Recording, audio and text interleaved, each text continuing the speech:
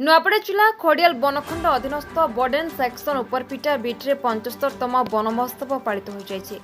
बडेन forester Duryodhan Dixit नेतृत्व में आयोजित कार्यक्रम में उपरपिटा वन सुरक्षा समितिर सदस्य जोगदे एक सचेतनता कार्यक्रम कर वृक्षरोपण महत्व पर उपस्थित जनसाधारण को सचेतन करते। कार्यक्रम में स्थानीय सरपंच वैदेही माझी मुख्य अतिथि भाव में जोगदे वृक्षरोपण कार्यक्रम को उद्घाटन कर पंचायतवासी समस्त मानव समाज को वृक्षरोपण निवेदन करते। उपरपिटा अंचल 40 हेक्टर जगार मोट 20,000 गछ लगेबार स्थिर करा जायथिबा बेले गछ को किभली भाव में सुरक्षा दे गछ को बंचा जाय परिबो से उपरे फॉरेस्टर समस्त को आह्वान करछन्ते। कार्यक्रम में अन्य मानक मध्य फॉरेस्टर नंदिनी सुनानी, वन सुरक्षा समितिर सभापति सुशांत माझी, उपसभापति सरोजिनी माझी, संपादक मदन जगत, कोषाध्यक्ष त्रिलोचन माझी, वल्लभ माझी समेत ग्रामर अनेक लोक उपस्थित रही वृक्षरोपण करथिले। जुलाई मासर प्रथम तारीख रु 7 तारीख पर्यंत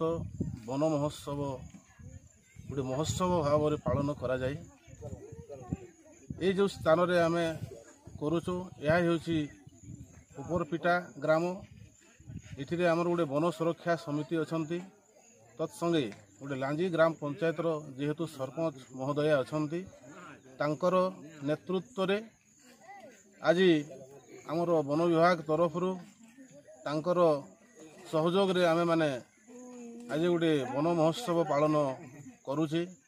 एथिरे समस्त ग्रामवासी आबाल वृद्ध वनिता एथिरे सहयोग करी गोटे समाज को यह वार्ता देवे जे गछर मूल्य गछर उपकारिता समाज प्रति केते जे आवश्यकता अच्छी।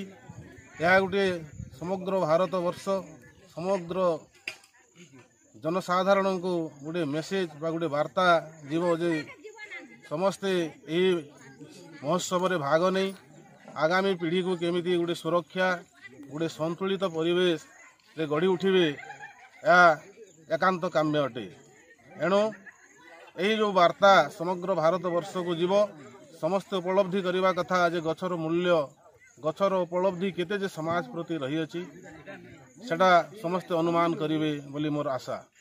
इतरे बहुत बहुत धन्यवाद देवी आमर जो वन सुरक्षा समितिर प्रेसिडेंट महोदय सुशांत माझी आज्ञा तांकर सहयोग अच्छी, समस्त ग्रामवासी सहयोग अच्छी, तत्संगे आमर लांजी ग्राम पंचायतर सरपंच महोदयांकर समस्त सहयोग क्रमे आज यही वन महोत्सव आम सेलिब्रेशन कर।